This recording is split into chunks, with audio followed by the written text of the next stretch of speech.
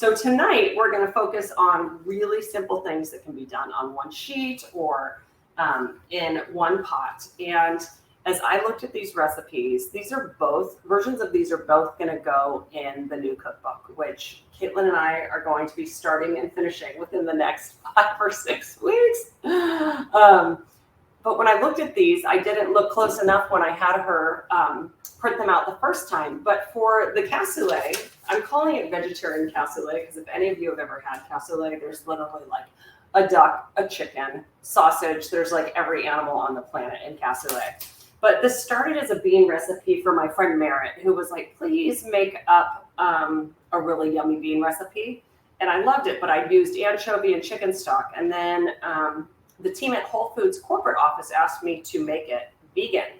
And I was like, it's not going to taste good. You guys, it was delicious. And so the joke was it was so rich and yummy from the olive oil and it had breadcrumbs on top. I'm like, this is like a vegetarian cassoulet. So that's what I'll probably rename it. But the fact that you can make it vegetarian is amazing. I tend to use chicken stock still because I love it so much. But even when I used vegetable stock and kept this totally vegan, it was incredible. So I'm really excited to show you guys this recipe. I'm not going to cook it exactly like I instructed on here. So let me take you through that first. Is anyone cooking along tonight? I know obviously the beans take longer than the time we have. And so I didn't know if anyone was going to cook with me. Or is anyone cooking the salmon with us tonight? That one's super easy to cook with us. Ruth, the new book is not a myth. It's going to be called Basically Better For You. So basic recipes that happen to be better for you. Just wait until you hear the tagline. I'm not sure what it is yet. So it's going to be a lot of this kind of cooking, very simple, approachable, delicious, but with ingredients that are probably better for you than a lot of the stuff people typically use. So it's going to be a lot of fun.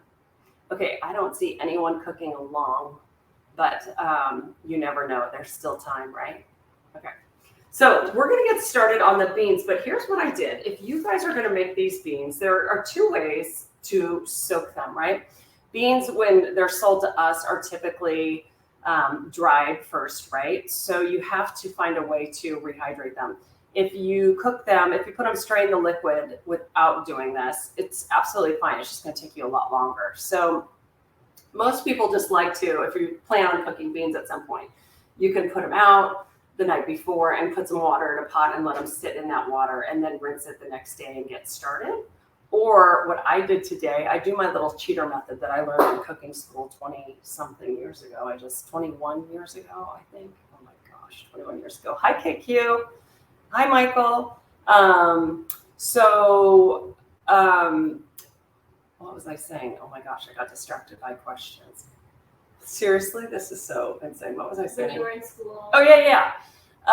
When I was in school, we learned how to do all of this stuff. So I'm super excited to show you my little cheater method, which is basically just putting the beans in the pot and then you add some water, you turn it on, you put the lid on it when it comes to a simmer and you turn it off and you just let them sit for an hour. So all you're trying to do is get the water to boil before you put the lid on and let them sit. And then you can rinse that water out before you start cooking them, okay? I love so many types of beans, and some bean vendors tell you not to rinse, to use the same water or to not really do a pre-soak. So it's totally up to you guys. I'm constantly looking to save time. And so that's why primarily I like to do the little cheater method, okay? But here's what I changed about this recipe. I am so obsessed with only dirtying one pot, right, and not doing multiple things, that the way I decided to make this recipe was to add all of the yummy ingredients first and then add the beans and the liquid and just cook it. But I'm going to do the reverse tonight. I'm cooking the beans on their own, and then I'm going to saute all the veggies and yumminess, add those to the beans, and let them finish cooking a little bit, okay? So technically, this could still be a one-pot meal. What you would need to do is cook the beans on their own first, either in chicken stock, veggie stock, or water. You don't need to salt them first. And once they get to the texture that you like, you pull them. If you really didn't want to dirty another pan, you could put them into like whatever you're going to keep them in later, or a serving dish or something if it's different than what they're on what's on the cooktop. And then you could cook all of the ingredients in the same pan. I'm not going to do that tonight. I'll wash a second dish. I can hack it, I think. I'm going to cook all the ingredients in the second pot. And then we're going to finish by topping it with some breadcrumbs that are absolutely delicious. I got this idea from my friend Tori, who taught me how to do this on top of roasted peppers. She did kind of like a Spanish rip. You did vinegar, sherry vinegar, which is going in the beans, right? I'm checking my own work. Did I call for vinegar in the beans? Or, oh, no, yeah, I call for it in the beans. But she would saute the breadcrumbs in olive oil, garlic, red chili flake, some thyme, and a little bit of sherry, and put those panko crumbs on roasted vegetables, and it's so delicious. So we're going to riff on that, and it's going to be delicious. So I think what we should do is we are going to saute all of the ingredients for the beans while the beans themselves finish cooking. And then I'll put the beans in to kind of finish off with the yummy vegetables. And I'll show you what I'm talking about because it's hiding on the camera right now. And then we'll do the salmon. Does that sound good? And then we'll kick it off. And so feel free to ask questions as always as we go along. I see we have a question right here. Let me look. Unless that was the, oh, how did I disappear on you guys? Okay. Oh, it's still the Susie one. I just didn't. Okay, I can delete because I said hi. Let me check in the column. Lori, I'm glad you're excited for the new book. It's going to be a little while. It'll be a year, which is so crazy because it's all due. It will go to the printer in March. So that's how far in advance it takes to print. Michael's asking for the meat eaters amongst us. Could you explain when and where you could add the smoked pork, sausage, etc.? You know what, Michael? I think I'll send you to a different recipe. It is such a long, arduous process. And it totally depends on what you're cooking. But if you're doing like traditional cassoulet, you're like adding a duck. And this is basically just like a riff on a funny version. And the irony is that there's nothing vegetarian about cassoulet, right? So I would probably point you towards, well, a French cookbook. Let me just think of my favorite French cookbooks or French recipes online where someone's got one. Julia Child probably has an amazing recipe somewhere online for amazing cassoulet. I'm trying to think when I've made it in the past where I got the recipe. I don't know. But this isn't even going to come close. And I think that you'd also do bacon if you want, right? So you're rendering all that bacon fat, and then you're probably browning duck or chicken or any of those other birds in that bacon fat. All of these things are happening before you ever add beans and let them cook. And then you let it go for like 24 hours. So you've officially been drummed out of the mail club. I am watching this class instead of Monday Night Football. So ashamed. That's hilarious. If you want it easy, I would just probably end up cooking chicken or sausage or even duck separately, roasting it in the oven, and then adding it to the cassoulet with its juices and letting it sit for like an hour or so before you serve it. That's how I would cheat it. I know there are also cheater cassoulet recipes out there where it's like, oh, you don't have 24 hours or 36 hours. And people have great ideas for cheating it, okay? I helped make it twice in my life, and I got to be honest, after that, it just didn't do it for me anymore. It was so rich, I was just like, oh, I don't know. I get it, but I was kind of like done with it, right? So, okay, I have all these gorgeous ingredients I'm going to show you, and I'm going to turn the camera, but you guys can see my beautiful knees. Thank you, Caitlin. She might have to show her face again tonight. We might have to harass her a little bit to say hello. She is the reason I am getting through with my health not being great too. Okay, so friends, the first thing I'm going to change about this recipe, if you're looking, I call for a ton of olive oil. And that's because I was riffing on an A16 recipe, which is a restaurant here in the Bay Area that makes these cannellini beans that are amazing. We do not need that much oil. So I'm going to just start out with a couple tablespoons, and then I'm going to add my aromatics, right? So I'm going to add, look at these, perfectly diced carrots and onions. And I've got garlic. I've got tomato paste, right? So I'm using tomato paste instead of anchovy. If you like anchovies, go for it. I buy anchovy paste for this, probably easier. Do like a tablespoon and see what you think. And then we have some beautifully chopped thyme and rosemary. We have a little bit of white wine we're going to reduce. And then everything else is for the breadcrumbs. Oh, except the sherry. We can add that too, right?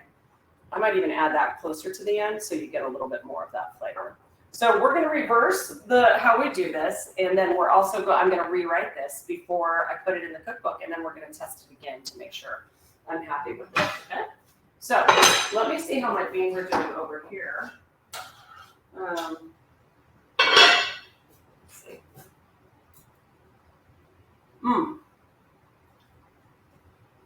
They're getting really good. How tender or mushy or you like your beans can totally be up to you, right?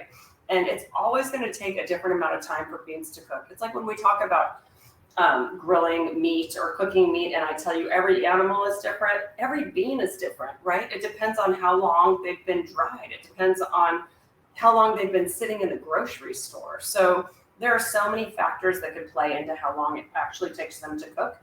One thing I should probably talk about too is if you want to do these things in the Instant Pot, you certainly could.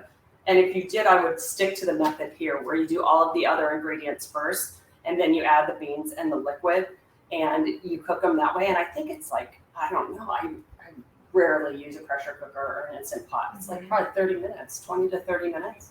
We should ask Michelle Tam because she is the queen of using it. Okay, so I'm going to just let this Dutch oven get nice and hot. It doesn't have to be smoking. I'd call that probably 3 tablespoons. Like I said, I'll measure, of course, for the cookbook.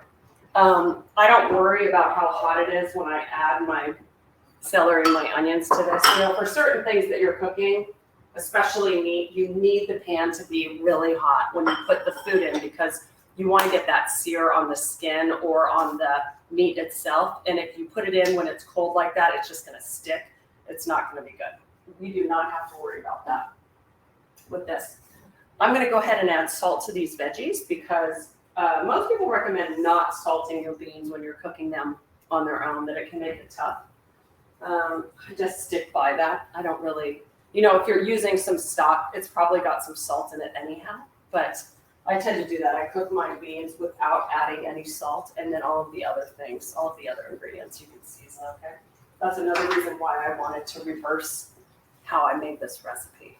So, you guys with me so far? Let's see, have I missed anything else? Is it possible to substitute white navy beans? Absolutely, Caroline. Go for it. There, you can actually use any kind of bean you like. And even if you were doing, I was thinking about this today because I saw black chickpeas at the store, which I've never seen in my life. Those would probably cook a little bit faster, but most of these beans are going to take, you know, a couple hours if you've soaked them in advance, but you absolutely can change the beans, okay? I love, I saw the big ones today, like Corona beans. There's another name for them that I'm forgetting. I don't know. But I love all kinds. And so, yes, whatever sounds good to you, you can absolutely use, okay? This is the most beautifully diced, chopped stuff I've ever seen, Caitlin. Thank you.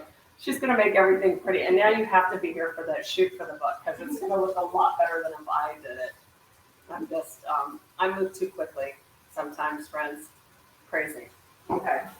Still just trying to stay over here. This isn't anything special compared to what we've done in the past. All I'm looking to do is soften these onions and carrots and get them tender, right? So like 5 to 7 minutes tops. Are you leaving, Charlie? Yeah. Bye, sweetie. Feel better. I'll see you later. So yeah, just a couple of minutes. I like to keep stirring because a lot of people ask me when you're working with a Dutch oven or cast iron enamel, you can get hot spots, right, where there's no food and things will get too brown on the pan. That's a super typical thing to happen. What I do is I just move the food around a lot and I try to keep the entire bottom of the pan covered. If you don't, here's a little trick. Add a tablespoon of water to the area where you got the hot spot and just scrape, scrape, scrape. And you'll pull that up before it gets burned. And so you won't affect the flavor of the braise. I'll never forget, I was braising rabbit for this cookbook I was working on for my externship from cooking school. And the woman who, the owner of the school, it was her cookbook that was coming out. And I was working in a cast iron pan that was dark on the bottom, and she had me cook 10 recipes in one day. I was so exhausted, and I was rushing, and I burned everything on the bottom of the pan. So I had like cooked the rabbit perfectly, and then I went in to put in all the veg and everything else, and I just seared it. And then when I went to serve it to her and her friend who was over for lunch, it was just the worst. I was so embarrassed, but I was kind of over it. 10 recipes a day. It was insane. That was the hardest work I've ever done in my life. Yeah, exactly. You're right, Michael. So many of them we just make up as we go along. We make up cooking rules to suit us, right? To suit ourselves. These are looking pretty good. The thing that's great when you're doing this is just like braising. And when you're braising meat, there's like a certain order to it, right? So like you always start by, like if you're doing meat, you brown your meat first to get out of the pan. And then with that fat, you do some aromatics like carrots, celery, onion, whatever you like that way. Garlic goes in next because it cooks faster, right? And then if you want something to help thicken it or add more depth of flavor, you can do tomato paste, you can do anchovy. And then we've got white wine and the herbs. It's going to be so delicious. And the wine, I'm thinking about things like in terms of like the order in which you pour things. The wine we want to burn off some and reduce a little bit so you don't get that really pungent acidic flavor, right? We want it to cook down so you get more of the flavor of the wine and less of the in-your-face, that stuff. I think these beans are looking pretty good. Let's see how our aromatics are coming along. Let's try a carrot. Do as I say, not as I do, right? Do not stick your hand in the pan. I'm the worst. Ooh, almost. Any other questions as I'm going? Are we good? The salmon is going to come together so quickly.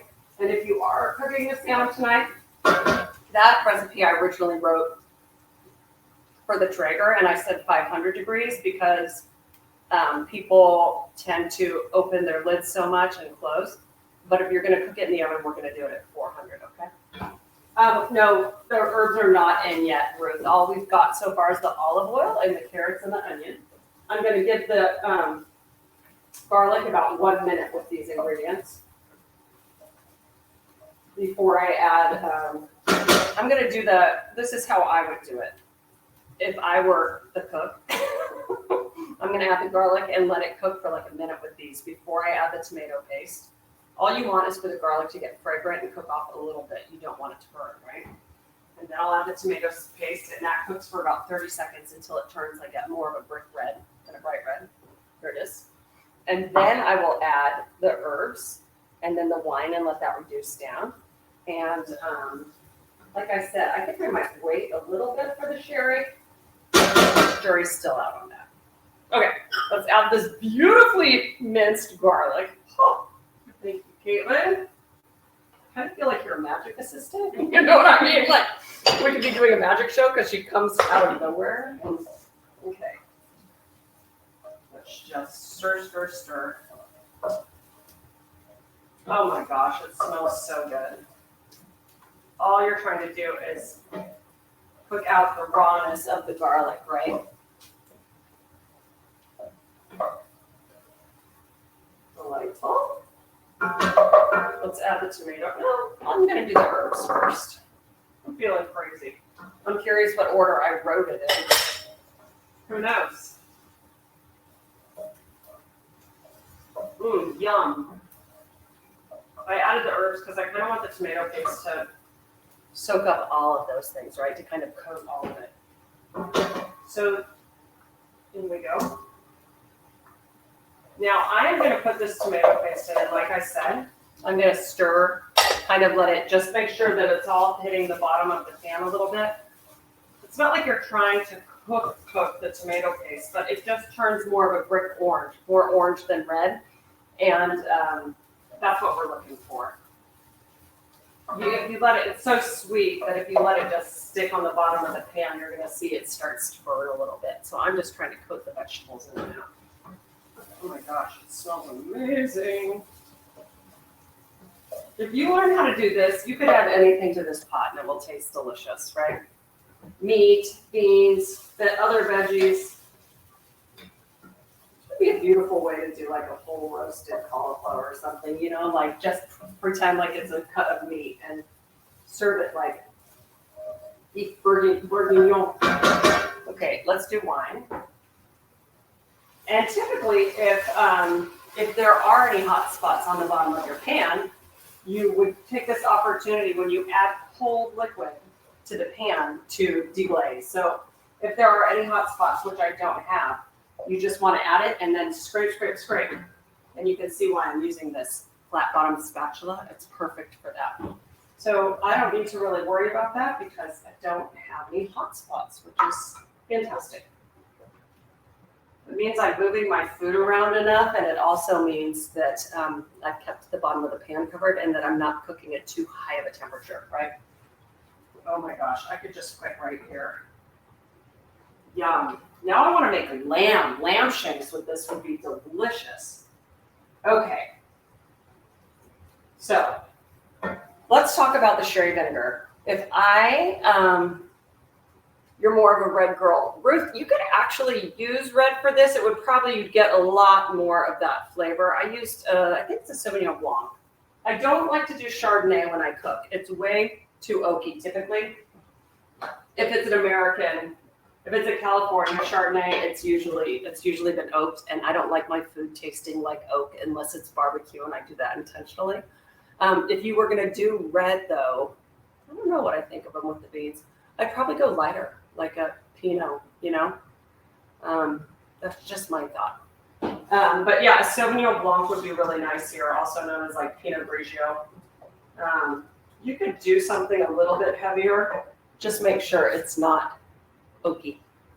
Okay, so I've got all those beautiful ingredients. And now I want to show you the beans. Would you mind, Caitlin? I'm going to grab some mitts, oven mitts right here. Thank you. I want to show you guys up close what I've got. So let me turn this off for a second and just bring this towards the camera. So look at all this beautiful braised yumminess, right? Of course, Lori, that's so nice of you to say. Just don't drink it. So it wasn't sure. Ruth, I just bought a half bottle today. And since I'm not drinking, and so it was perfect. And I think I only used half of a half bottle, right? So if you are enjoying wine, you could have a glass of wine while you cook with it. My rule, as most cooks say, you don't have to spend a fortune on wine you're going to cook with, but it does have to be tasty enough for you to want to drink it. So something to keep in mind, right? Like if you buy crappy wine, your food's not going to taste very good. But I don't ever spend a fortune on the wine I'm putting in food. Okay, now I want to show you guys the beans. I err on the side of using too much liquid, right? So the way I did the recipe before, it would be harder to make an error because you were trying to cook everything down with all of those yummy ingredients already. And so the reason I like this method that I'm telling you to do right now is that you could put the beans in here with this and put some of the liquid in to let it keep cooking. But you can hold some of that bean liquid back, and if you need to add more, you can, right? So I kind of like that you can err on the side of caution. Oh gosh, this smells amazing. Oh, and I was saying with the sherry vinegar, sherry vinegar is really sweet. And this has been aged in casks, I think. And so there is kind of like more of a woody smell to it. I like it, especially when I balance it with another kind of acid. It's so funny to say that, but since it's so sweet, you still get a little bit of, which I like, but then sometimes I'll add lemon juice too, just to kind of balance that out. I'm going to add half of it right now, and then I'm going to add half closer to when the beans are totally completed. I don't want to do it just without cooking it at all. I think it'll be a little too pungent, right? So, I mean, sometimes I'll add a few drops of vinegar at the end of a braise without cooking it more just to wake something up, but we're talking like half a teaspoon, right? Okay, any other questions? No. Okay, so here are the beans. Let me show you the shape of them right now. Since they've been cooking for probably 2 hours, 2 hours? Yeah. So I soaked them first. They're good. Here they are, right? And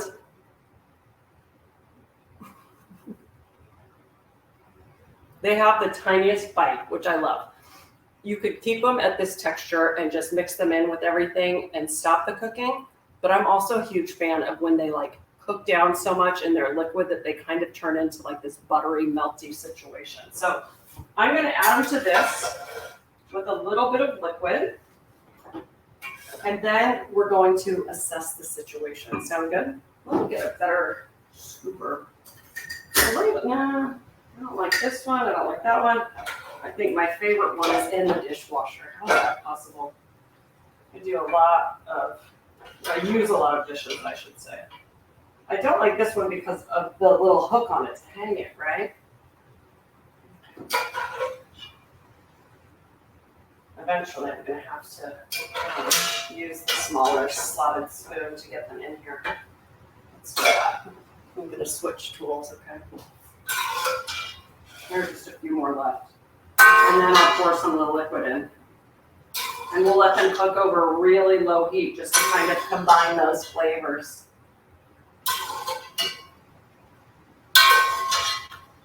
Again, if you were going to do this in one pot, all I would do is dump all of this out into a big mixing bowl or even a serving platter or bowl if you prefer, and then do all of the other cooking in this pot and then add them back in. But again, you'd be emptying out. You'd be having to use another bowl anyhow, right? And I'm kind of spoiled with all of this Le Creuset in my house. When we were talking, I went and took a meeting about my book, Layout and Design, Tuesday, and I was talking about getting more cookware to prop in, and it just sounds ludicrous at this point. Spoiled. Okay, let's see here. So now, and I'll bring this to the camera so you can see, because I've still got some liquid in it, and that's going to cook down, because we're going to just let it hang out. And, oh wow, this is gorgeous.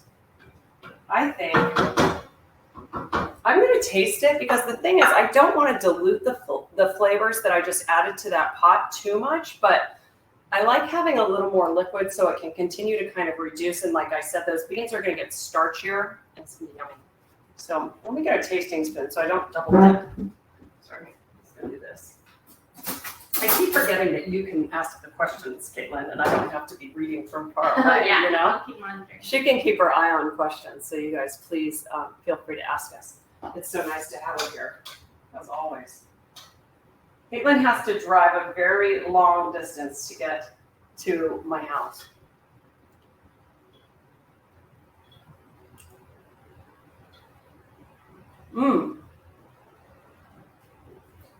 Here's what I love about these. They are really sweet, and by sweet, you can taste the tomato. You can taste the sherry vinegar right now. Everything in this, the carrots, there's definitely just like a sweeter component to it. But with time, I'm going to add more of this liquid. You're probably going to add all of it, turns out. With time, some of those flavors will blend more. I'm probably going to want to add more salt to this. Actually, I know I'm going to want to add more salt to this. So I'll do that right now. And start to kind of balance the flavors. Like I said, my secret weapon at the end, if I add the rest of the sherry vinegar and it tastes too sweet, the lemon is going to be my secret weapon. Okay, let's just bring this back up to a simmer. And then I'm literally going to let it barely bubble. I'll put the lid on it, and that's just going to bring it up a little bit faster, okay? You can never have too much Le Creuset. I totally agree. Pretty good, right? Okay. Let me clean up my mess, and then we'll do why don't we start the salmon? So if anybody was really excited to do that, it comes together so quickly and we can cook it. And then I'll finish by doing the breadcrumb mixture that we're going to put on top of the beans, okay? Great. Do we have questions about my method, since you guys were writing this for the cookbook as we speak, right? You're helping me. Or if you have feedback, as you cook it yourself, we want to hear from you, that's for sure. Okay. Now, I'm going to move the camera again because I want you to be able to see what I'm doing for the fish, which is going to be down here. And so simple. Let me just get this out of the way. This is when I say, oh, you can just take a 5-minute break, pour yourself a glass of wine, go get a cocktail, check the football scores, right? Who's playing tonight? Charlie told me he doesn't care because he plays fantasy football and he has no one playing tonight. You guys follow Caitlin?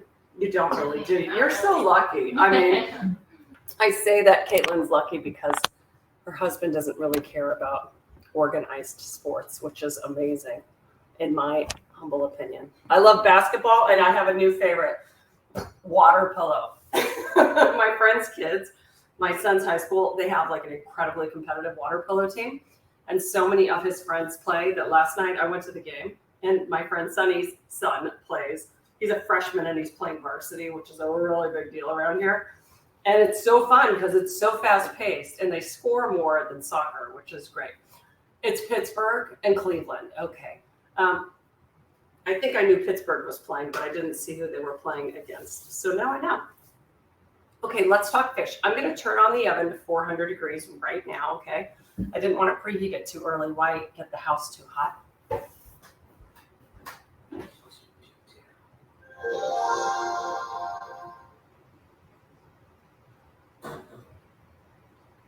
Okay.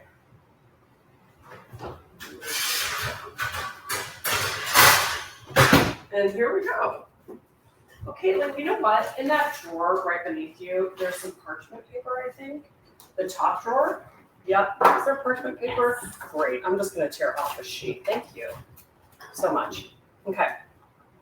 You guys, this is the life. I think I want to try to get a cooking show because all you have to do is show up and talk, and then everything is already done for you. This is so magical. It's crazy. Thank you, Caitlin. Of course. She, we're putting her culinary school skills to the test.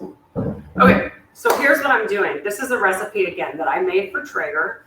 So we're going to do actual cooking. Instead of reading the recipe word for word, you can kind of take in this method, and then you can make changes to the recipe yourself. I called for 2 lemons because I grilled them, and they are so delicious grilled. If you have a Traeger and you put citrus on it, oh my God, it's delicious. So we do not have to cook these in the oven tonight. It's not really going to do anything to enhance the flavor. Here are the beans. Let me give them a stir so I don't get fired from my own job. This is an example of bad recipe testing, where you walk away from the food and you're not timing it. Again, do as I say, not as I do, right? Okay, so when I wrote this recipe, it was springtime, and I think I called for asparagus and cherry tomatoes and basil. Maybe corn. I know there was asparagus, maybe snap peas. Yes, snap peas. Snap peas. Mm-hmm. I'm looking at her like she's supposed to have all the answers. So we changed it up to kind of like the best of the end of summer. This is why I love sheet pan recipes like this. And so Caitlin took some zucchini. It calls for a pound, but here's the first thing I'm going to say about this recipe, that if I were reading my own recipe, you know what I would find very annoying? It calls for a pound of zucchini, 10 ounces of cherry tomatoes, 3 ears of corn, and 4-ounce pieces of salmon. You guys, that's like 3 sheet pans worth. So I think when I was teaching this recipe, it was on 2 sheet pans on the grill, right? So I did them side by side. So if you were going to do this, I'm going to reduce the servings in this for the book. I'm going to do 4 4-ounce pieces of salmon. I only asked her to dice 1 zucchini for me. I'm going to do 1 ear of corn, and probably I'm going to put some cherry tomatoes on whole, but maybe I'll use 1/3 of this. Okay, so the point is, I'm not trying to crowd the pan, right? You want to give some space between the vegetables and the fish so everything has room for the heat to hit it. When all of our food is packed together, it's going to steam. We're not looking to steam it. If it does steam, fine. It's just a totally different effect than if you're looking to actually roast something, right? So let's do that. I'm going to, I also bought some store-bought pesto, which you can drizzle over the veggies at the end. You certainly don't have to use pesto, but I love it. I love it. I love it. And I'm going to test a recipe for fresh pesto for our book, but I haven't gotten there yet. I'm reading. We have a question. Sure. Michael's asking if there are so many comments and recipes about the risk of burning garlic. What are the rules? Oh, about the rules of burning garlic. The only rules are, well, first of all, do you mean like can you or can't you burn garlic? Like I don't ever like the taste of burnt garlic. I've had fried garlic chips, which are actually kind of toasty. But the rules for when you put it into the recipe, if you don't want to burn it, is that if you're sauteing onions and other things, right? I typically don't add the garlic at the beginning because it will burn faster. It'll burn as the other ingredients are cooking. So like I just did, I like to give it probably 60 seconds in the pan before I add liquid or other ingredients that will keep it from burning, okay? So all I do is I want it to be fragrant after I put it in the pan and stir it around. So to not burn. I was like, I don't know, to burn or not to burn. That is the question. So that is how I do it. You just always want to be thinking about the liquid you're going to put in next. Or you'll notice like I put in the tomato paste after that. It was totally fine because it coated the garlic and you don't have to worry about it cooking. Also, you guys, most of us tend to cook or saute things on too high of a heat. And so when you do that, if you put the garlic in and you're not ready with your other ingredients, by the time you turn around, it's probably going to be burnt. So always know what's going to go into the pan next after the garlic, okay? If you leave it on its own to cook or it's hitting the bottom of the pan a lot, you're gonna burn it. Sound good? All right, cool. Any other questions? I'm just gonna put this over here. I'm gonna do a little transfer of things. Guys, I talk to myself all day long. I'm gonna move this here. I'm gonna put that there. Nobody needs to hear me talk to myself all day long. First, though, I'm going to get the parchment paper on this because then when I cut the corn and then cut the fish, everything's going to go straight on there, right? Not my best job with the parchment paper. I'm not going to even bother wasting anymore. It's all good. It's still going to be easier to clean this than it would be without a piece, right? Okay, so this goes back here again. I'll give you this to put back. Thanks, Caitlin. I'm cheating and using the corn that I got at my favorite store, Diablo Foods, where they shuck part of it so you can look at it and say, yes, I want that piece. And then it's easier to. Ooh, oven's hot. Get this out of your way. Oh, you know what? Compost. There it is. Just going to move the compost on over. And you know what I like to do if you've got some corn silks left? I kind of just go like that with my hands. You could certainly do this whole thing underwater, and it would be, you know, if you are okay with that, or if you're doing a ton of corn, you could rinse it. They sell those little bristly brushes that help you get the corn silks off.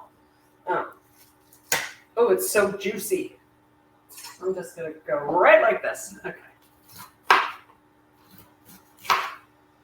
This is perfect corn. Oh my gosh.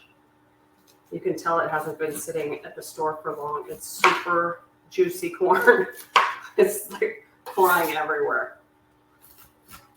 I always tell you all to cut this into a bowl so that things don't go flying, but I only have the glass and metal bowls and that would hurt the bottom of my knife.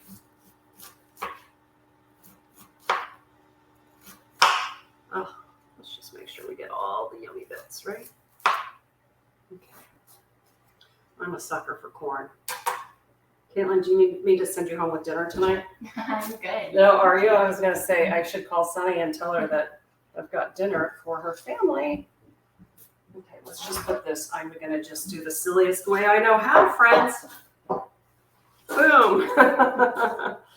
So you're going to see right away how annoyed you'd be if you cut all the ingredients for this recipe, and then I told you to put everything on one sheet pan. That would just be totally silly. So the corn alone is going to take up a lot of space.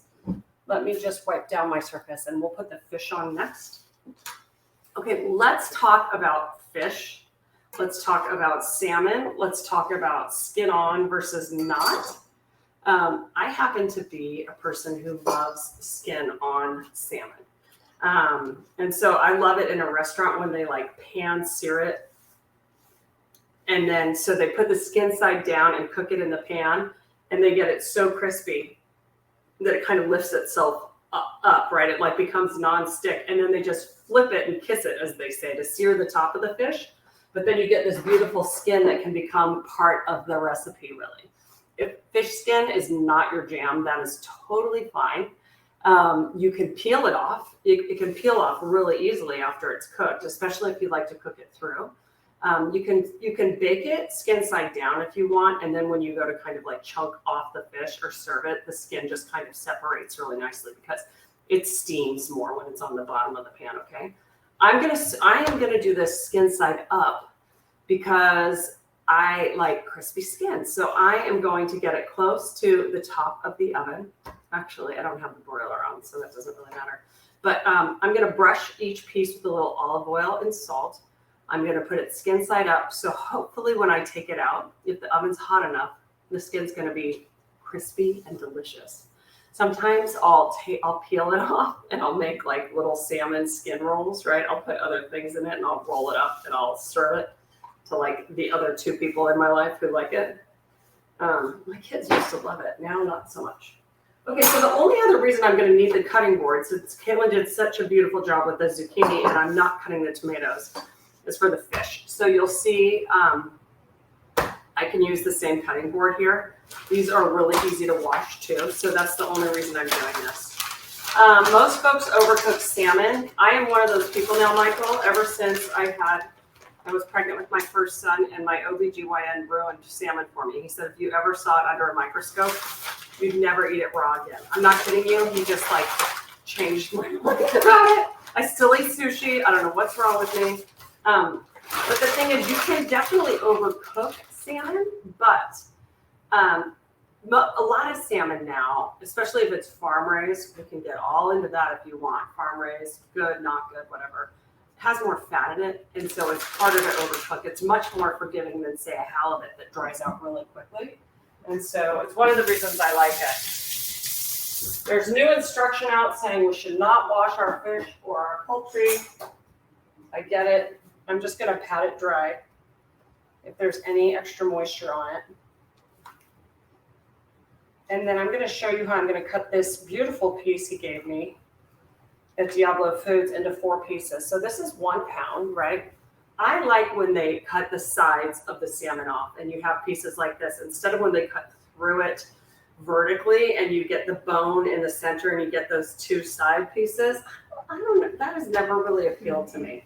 So you get even thickness, but then just with the bone in the middle, it's like, I don't know, it's fussy, right?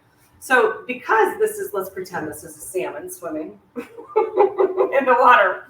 This is really perfect for cutting into 4 pieces. And instead, the other thing I don't like is when they cut pieces so skinny like this that they like fall over.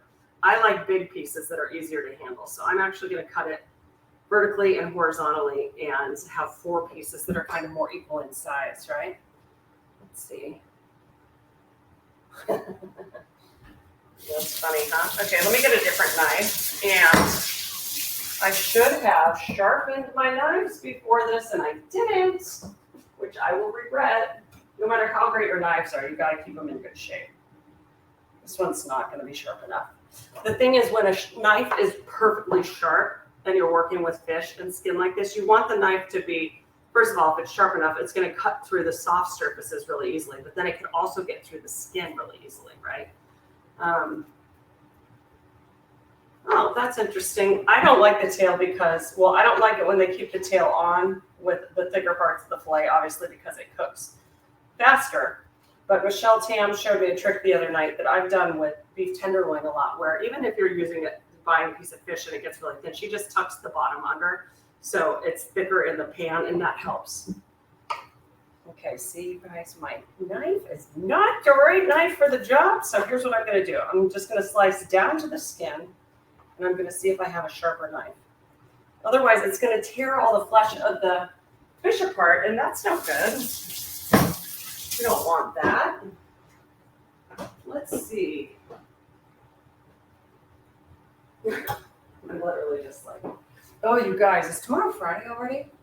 Oh, we're gonna send out our Friday favorites email, and there is a knife bargain that you can get from my friends at Nakano Knives in Japan. That if you buy any knife from them using the code Amanda, you get a free paring knife. And so we'll put that out in the email tomorrow. They do amazing deals when they launch new knives. Not bad. Okay, so that wasn't perfect, but it could be worse. Those are just really cute pieces, and pretty even thickness this way. I'm gonna put this in the sink and rinse the fishy stuff off of it, just because I want to have fewer things with fish on it, right? Are there any other questions, Caitlin? No questions. Okay. Feel free to ask questions or move about the cabin. I just need to clean that off. I was watching Chef Ludo Lefebvre on TikTok or Instagram or something. No, I was actually watching an actual cooking show with him. And he was like, don't you ever leave your knives in the sink, right? Because someone could cut themselves. And he was cooking with his son, who was like, started cooking at his restaurant when he was 8. And I do it all the time. And the other day I reached for something and I didn't see it. And I just like poked myself with a really sharp knife. But I was like, that's what I get for not paying attention. You gotta follow your own advice. Okay, I'm gonna bring the sheet pan down because watch this. I'm not even gonna get another brush out for the salmon. I'm gonna just make a little bit of space for these, okay? And then here's how I'm gonna boil them without even using a tool for it. Are you ready for this? Okay. I'm getting the salt. So what you can do is you can coat both sides. If you put some oil down, you can coat both sides of the fish, right? So whether you want to do it, I'll do some skin side down and some skin side up. You just do that. Keep one hand clean for the salt. Season, season, season. Isn't that fun? And then I want a little oil on the skin because that'll help it crisp up too. And because all of this food's going to be cooked together, you don't have to worry about the raw salmon touching the corn. You can even get really fancy and get the sides of it too. Isn't that fun? Cooking is basically like an excuse to have free play all day long. It's like, sometimes I laugh that this is my job. Actually, I did that one backwards. Let's do this one. Side up. And one more. I just did the same thing. Okay, so if people aren't watching football tonight, any other exciting plans? Oh, you got one of the knives. Yeah, they're great. And they're value. Okay, Caitlin, there are knives under that cutting board, so you're not allowed to touch it. I don't want you to get hurt. Okay, again, see how annoyed you would be if I told you to put a pound of zucchini on this. No, no, no, no, no. We're gonna just sprinkle. And I'll probably go and do another sheet pan's worth of veggies tonight on their own. But if you want to serve more people, you could just get 2 sheet pans out at the same time if you can fit them in your oven together, and then just transfer them halfway through, right? Flip them. Let's get a little bit more of this. And then we're going to drizzle the pesto at the end. So you don't even have to really put anything on these great ingredients. I would probably put these tomatoes on at the end. They're going to get really soft like this, which is yummy. They'll kind of melt down. But if you want them to be a little more plump, you could just put them in for like the last few minutes of cooking. I just like the variation in color. All of this, you know. Questions, comments? This is a speedy class. We'll be letting you all know what the October classes are very soon. I don't think Carlos got that up today, did he? I don't think so. No. Why am I drawing a blank? Oh, we're going to do braising? Braising? Mm-hmm. And what else we're doing in October? The vegetable? Oh, we're going to do a whole vegetable class, which is going to be awesome. And then we're going to do the art of the braise. Okay, you guys, see how generous I am with the oil? It's totally up to you. You could even use spray olive oil if you didn't want to use this much, okay? I just am doing it the lazy way. Okay, now I'm gonna wash my hands again because I let them touch everything, and then I'm gonna add a little more salt. I'm gonna zest some lemon onto it when it comes out of the oven. It's just gonna kind of melt onto it.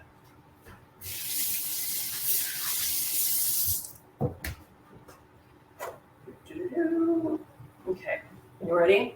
Just hit the veggies because I've already got the fish.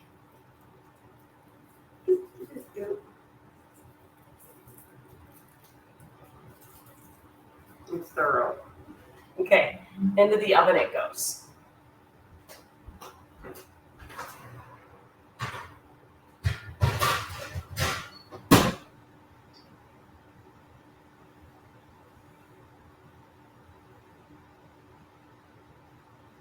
I'm going to put it on for 10 minutes, which will probably be enough to get the skin crisp, and it will probably barely be cooked through the salmon.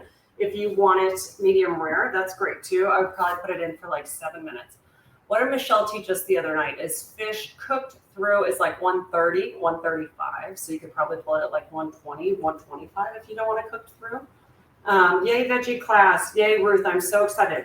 Oh, and on Monday night on Instagram, guys, I'm going to do an Instagram live with my friend Cyril, and we are going to make the most beautiful ratatouille you've ever seen in your life. He did it for a party he catered last year, and I helped him. Oh my God, it was 2 years ago. And it was so spectacular. And so he just uses a little mandolin or like the little OXO slicer I like.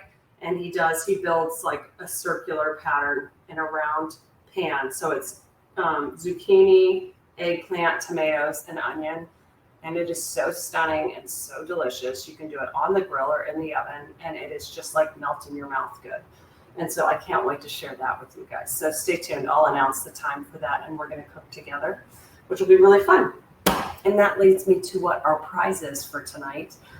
Speaking of OXO, it will probably be $100 of a variety of tools from them. So I don't think they might.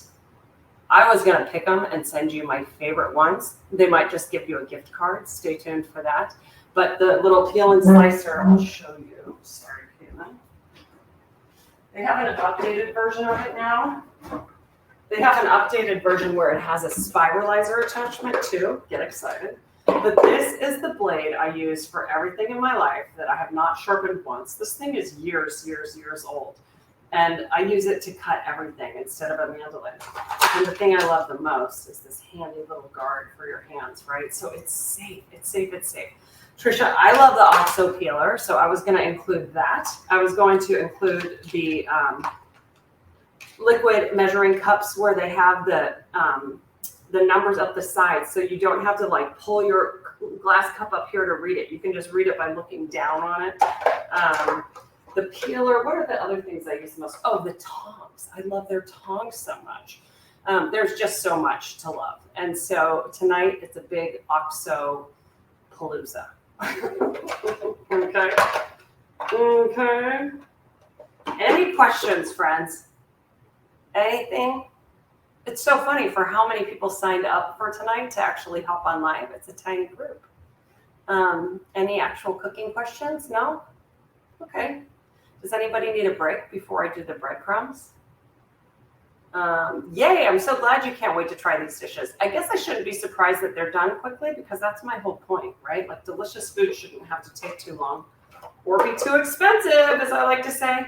You know, in fact, for the sheet pan salmon, if you are getting in-season wild salmon or farm-raised salmon without antibiotics, it's usually less than $15 a pound. So 4 servings would be more like $4 for every 4-ounce piece, right?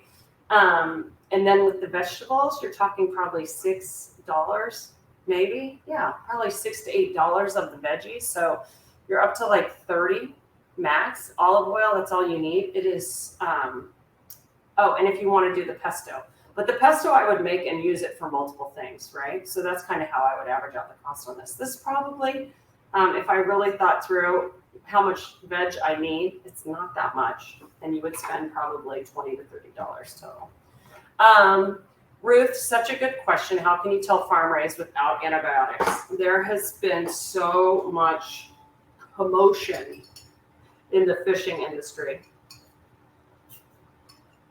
The Marine Stewardship Council, also known as the MSC, is a really amazing organization that puts their seal of approval on things, right? So, and on a lot of frozen fish too. So Michelle Tam and I went to a dinner for them, and they explained the whole system and how they go and check to make sure that the quantities of the fish people are fishing for are in good supply, and when things hit the endangered list, how they take them out. But like the whole process of making sure that it's good for our health and that we're not killing the environment by taking too many fish out of the ocean is fascinating.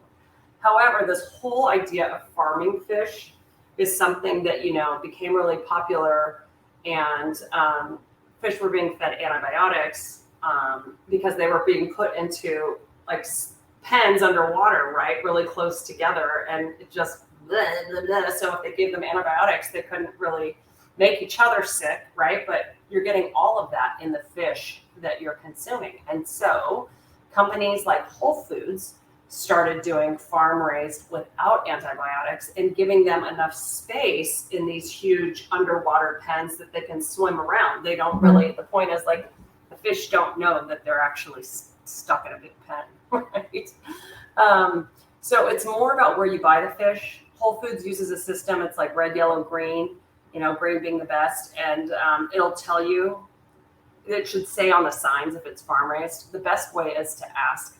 So you can ask any conditions. Whole Foods adds food coloring to theirs, but it's, I think it's like beet juice, right? They use something natural afterwards to treat it.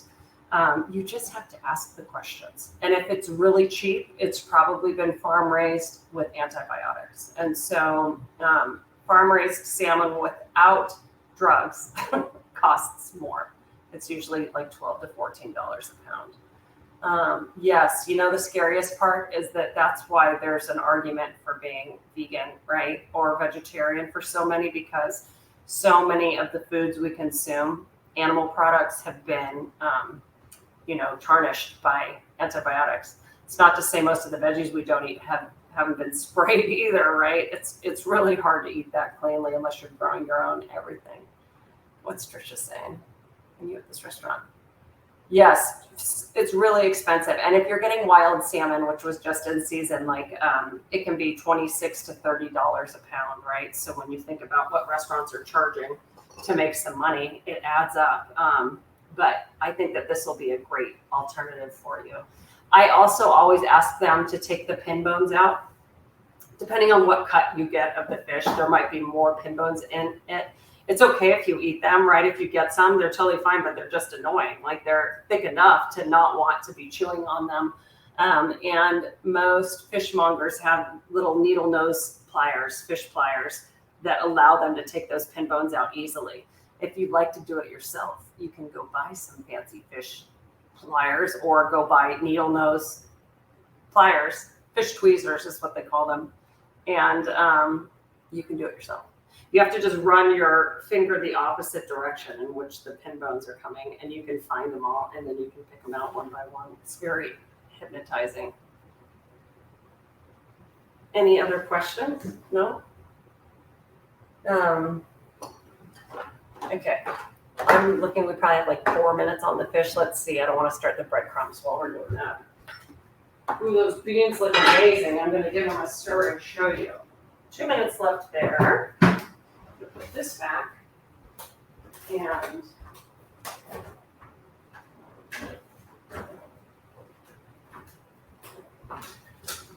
give these another stir.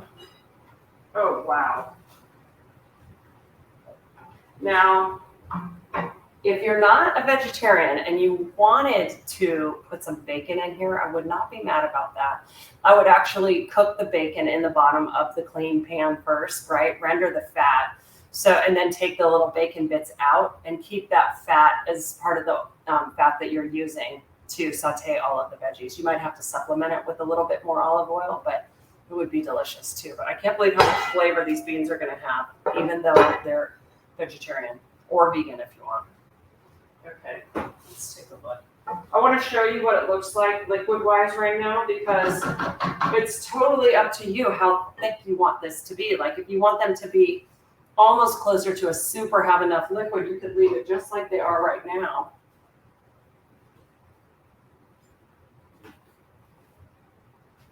Delish. Oh, it smells like a French kitchen, doesn't it? Smells so good. Ooh, yummy, yummy. All those herbs. Okay. If you want thicker, just keep letting them bubble, and give them a little time. I'm going to taste them again. I don't want to double dip. Again.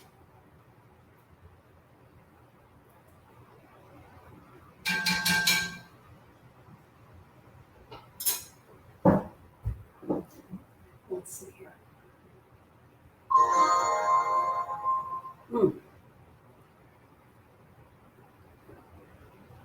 The beans are still like within their shape, right? They're not breaking down yet. I like them. If you want them softer, you could just keep going and going.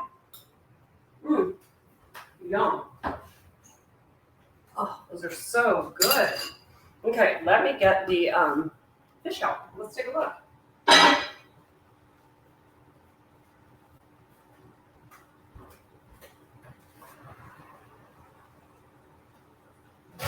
I want to show you, because I'm going to prove myself wrong.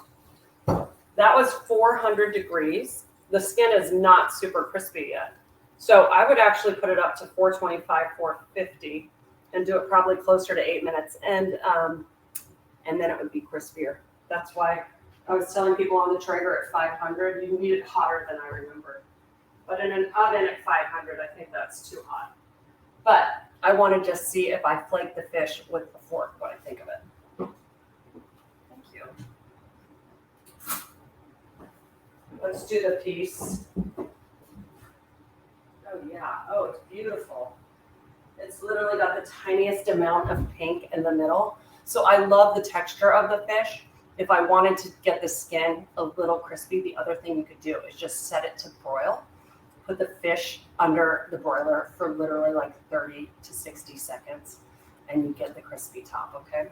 So the other thing I love about this recipe, I want to start boycotting serving dishes besides sheet pans, because it's like, who wants to put this onto a serving platter on a weeknight, right? What I would do is if I was serving this for my family, I would drizzle the pesto on here and let everybody help themselves from here. Caitlin, would you mind handing me a spoon? Yes. Thank you.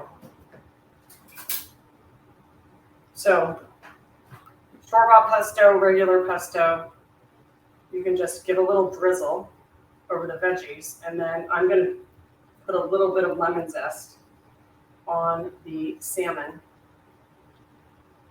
and you're in business. So delicious, right? I would totally want to do another sheet pan of just vegetables. You can do that.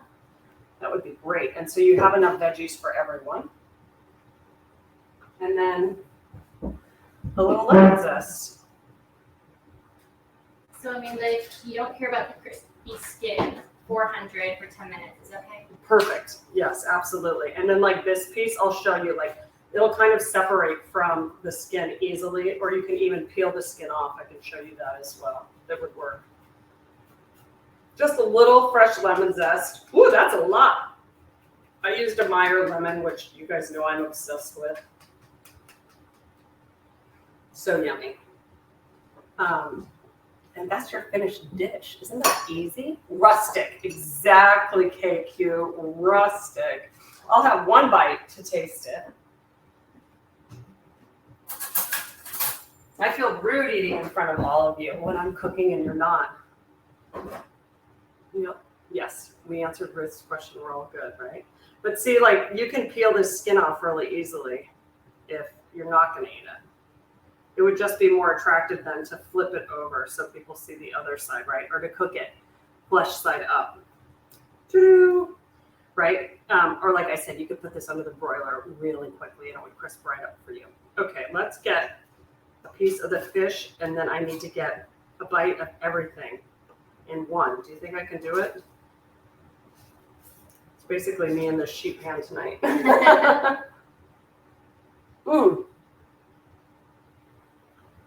I love when ingredients are prepared so simply that you just taste the ingredients, but the pesto is just what adds this little kick.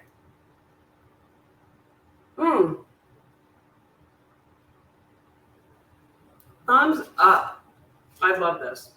I have no idea why I cooked all 4 pieces if you're not taking any home with you. I better hope some neighbors need some dinner.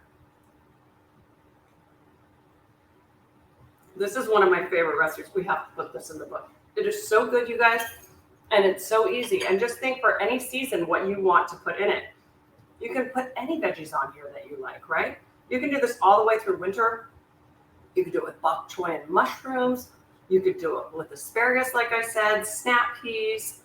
Carrots would be great with it too if you slice them thinly and they'll roast pretty quickly. I mean, whatever you like for veggies, right? So simple. So simple. And if you're really in a hurry before the dinner hour, you could do all of this earlier in the day.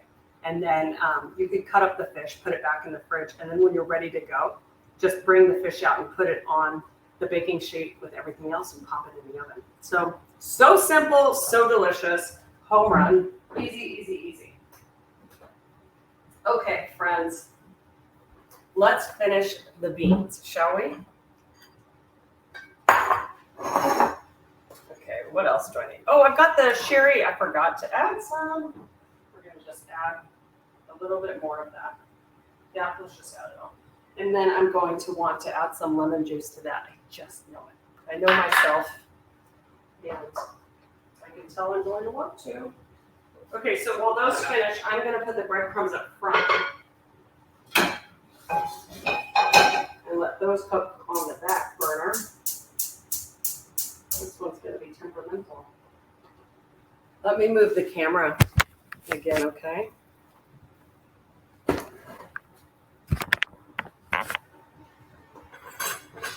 Right. How we doing, everybody?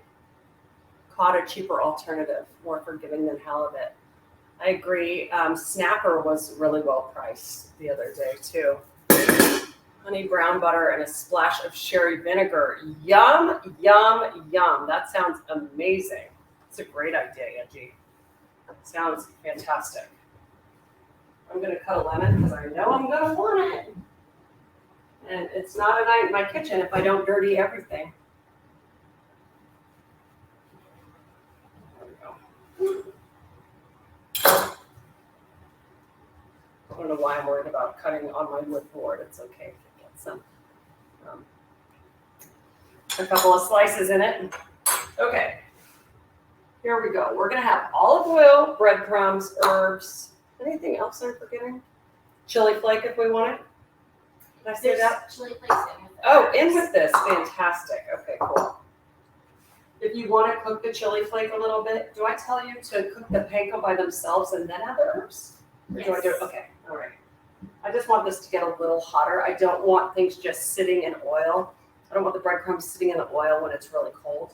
Then it's just going to absorb more of the oil instead of crisp it. And we're going to start with about 2 tablespoons of oil and see what we think instead of a, third of a cup or something I said? I was on a real olive oil high. And did you answer about flipping the salmon? What they ask? Do you flip the salmon or try not to do that? I don't in this recipe. You don't have to. You really don't have to. I don't even flip it on the grill. But I told you that's because with Traeger, since it's convection heat, it cooks everything evenly. So unless you're trying to get it to look like in a pan, I'll flip it because if I want the skin crispy and then I want the top to look seared, right? But in an oven, you're not going to get that seared effect. So I don't even bother. Crazy, right? Too easy. Put a little bit more. Okay, we're going to add some olive oil. This is going to come together in record time. Yeah, that's probably 2 tablespoons. It looks like a lot, but for the amount of panko I'm using, it's not that much at all. I did buy gluten-free panko. I've never seen this brand before. I got it at Diablo Foods, and we're gonna see. The ones I get are even bigger panko crumbs, and I can't remember the name of the brand. I usually get it at Whole Foods, but most of these are like potato starch. Again, this is not health food, right? It just happens to be gluten-free, but you can't have gluten. Okay, here we go. Sizzle, sizzle. I just want to coat these breadcrumbs in olive oil. Oh, let's just use this. You're going to see why I'm probably not that far off when I called for more oil. I'm going to want 3 tablespoons because they really do need to be totally coated to get that crispy yumminess. Okay, so let me just get a little bit more. And in a perfect world, I would start with that much oil in the pan. And when I retest it for the book, I'm going to measure 4 tablespoons to start, and then I'm going to see how much of that I actually put in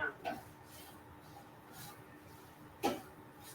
Yum, yum, yum. Now, most panko are already seasoned with some salt, so you'll see I'm not going to add that quite yet. Sorry to have my back to you. That's rude. Any other questions for Japanese miso? Bake with skin on top so the sugar won't burn. Brilliant. Yeah, you can totally do that.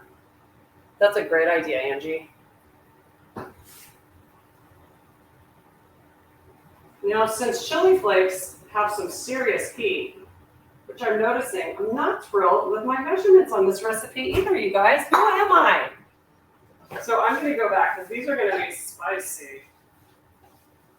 But if you think about if you're just sprinkling a few on top, it's not going to be a ton, right? But you've got to like heat to use a lot of chili flakes. So.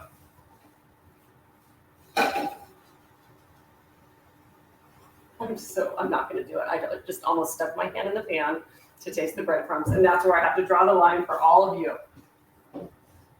These things, Caitlin. Just not smart on my part. See how toasty and brown these are? Yummy, so easy. This is just a great trick if you want to add crunch to anything without adding, well, I don't know. I'm trying to think of other ways you got crunch. Nuts. Oh, you know what? I don't recommend that panko bread crumb brand. They're like, they're not.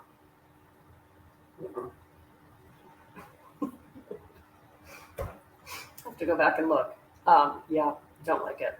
Don't like it at all. Because they're like, it's more mealy than crunchy. I don't know what I'm tasting. Oh, it's pea starch is the first ingredient. That is weird. Tapioca, white rice, pea protein, canola oil. Ugh. No, sorry. Kinnick. No. Okay, I'm so bummed. I'm not even going to put those on the bowl. I'm going to try. Okay. But, okay, I do not have a cute little petite bowl to use. But let's just scoop a couple out so you can see how much liquid there is, and then you can decide what you do. See how there's enough liquid where it kind of gathers at the bottom? The more I tilt it, the more you can't see it. Hold on. There you go, right? Totally up to you if you'd like to reduce that down, okay? So let's see what we think. Was there another question? Mary Beth is wondering, do you have concrete counters? Oh, I have. You know what they are? Get ready for this. They're porcelain, which the woman who designed the kitchen had just started putting in other places because it's so sturdy. You obviously don't want to cut directly on it, but I like it because it's matte. And when you photograph food a lot, you don't want a shiny surface. And so it's like if you use marble and you get honed marble instead, right? It's less shiny, which is amazing. But she just said, "Can I try porcelain?" And I said, "Yeah, go for it." And I really like it. So it's not concrete. So, and it does, you don't have to worry about it cracking like that. It could chip. And The poor guy who installed it chipped a little bit the first time, but I mean, it's been in here for over 3 years, and I've never had a problem with it. Isn't that crazy? Okay, moment of truth about the beans without the breadcrumbs. I'll let you know what brand I do like. How's that? Good. Good. Do you want to try some? I I was like, can can I make you? Yes. Can I please make you a serving? They would actually be delicious with the pesto too. I wouldn't be opposed to that. So you could totally simmer these down some more. I wish they had the breadcrumbs for you. And you could certainly add more salt. But I like them, you guys. And you could cook them down again if you like softer beans. But I like the flavor. So good. Right? Mm-hmm. I mean, I love it when I use anchovy because you get that depth, but I like the tomato taste. I use the tomato, yeah. Right? Mm-hmm. It's really good. This is like super, I don't know, fulfilling, hearty food. The sun is shining here. I don't know how hot it was today, 75. Like, it's not really fall here yet. It rained a little bit earlier in the week. It would have been perfect for that, right? I'm reading what Angie said. You grind the red pepper flakes. That is so smart. I am a wimp too. So I'm going to try that. Oh, Rancho Gordo beans. You know, in all of my inability to use my brain these days, that was escaping me earlier. I love Rancho Gordo beans, and they sell so many interesting varietals. I want a little more salt. And I think the breadcrumb would have been really yummy to have some crunch for contrast. But as people say, I'm not mad about this. I really like it. Mm-hmm. I like it too. Oh my gosh. Yeah, and I would use a spoon. I just saw a fork. That's why I'm doing that. So you can get more of like the broth.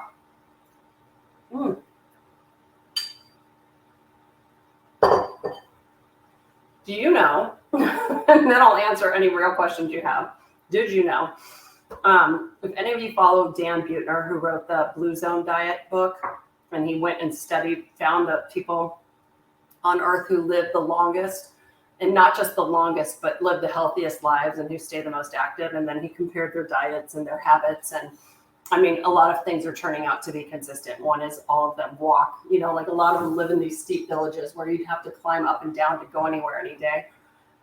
But the people who ate beans every single day, the people who eat beans every single day, live the longest and are the healthiest. So I thought that was interesting to learn. There are 5 or 6 blue zones.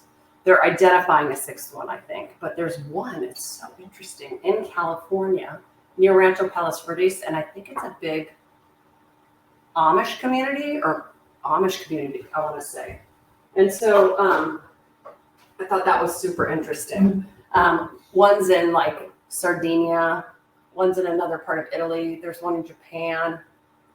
I can't remember where the last one is, but most of them eat beans as a large part of their diet every day.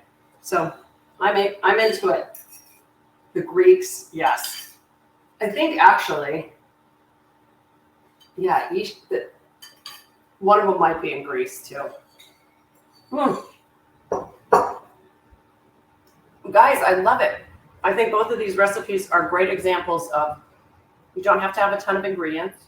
You don't have to have a ton of time. Yes, the beans cook a while, but if you're around the house and you're just letting them slow cook, it's very low maintenance, right?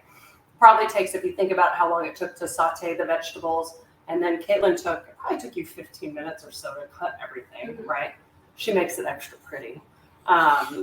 You know, probably 20 to 30 minutes of prep time for the beans, realistically, and then the rest is just time for it to sit and do its thing.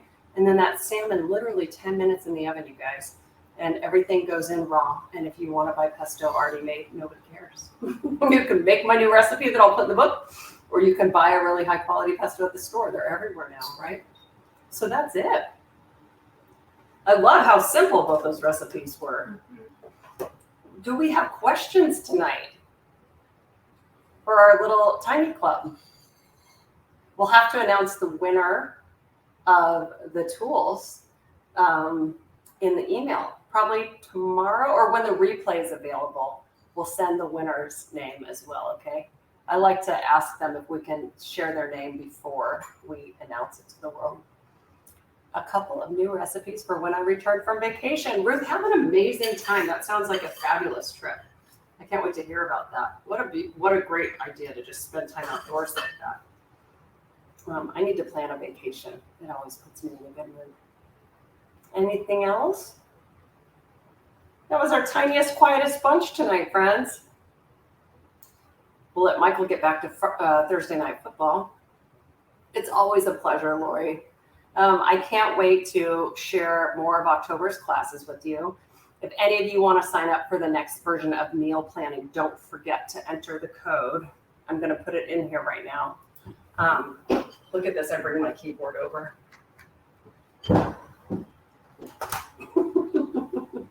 It can be all caps or no caps.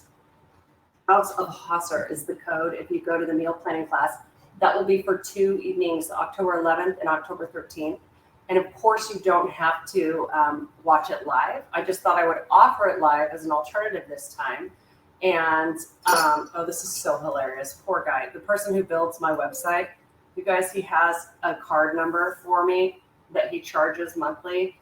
And he has the wrong card number in his account. I keep no money in, and I keep telling him it's wrong, but I keep getting emails being like, "We're sorry, he didn't get his payment." I'm like, it just popped up on the screen. Poor Carlos. Anyhow, as I was saying, whatever I was saying can't be that important. Let's see what Mary Beth has to say. I've been canning jams today, and it was a pleasure. Oh, Mary Beth, what kinds did you make? I want to hear. You guys are all so fun and crafty. If you get a chance to respond, if not, no worries. It's just always a pleasure to hang out with all of you. And unless you have any other questions, which I'm happy to answer. Oh, wow. Amazing. Pears, cranberries, apples. Oh my gosh. Can you send some our way? I was just telling Caitlin about a tart that has apples and cranberries in it that I'm going to teach people probably in December. Oh yeah, we were talking about meal planning. You guys, my brain is worse than ever.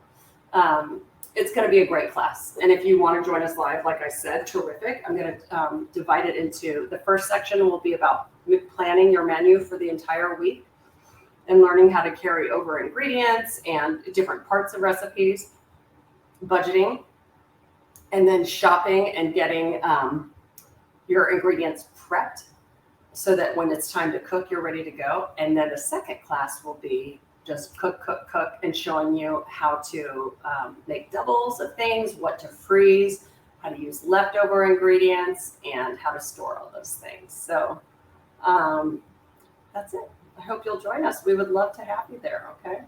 And then spread the word about House of Haas. If you have any friends who would like to join us, we'd love to have them too. Sound good?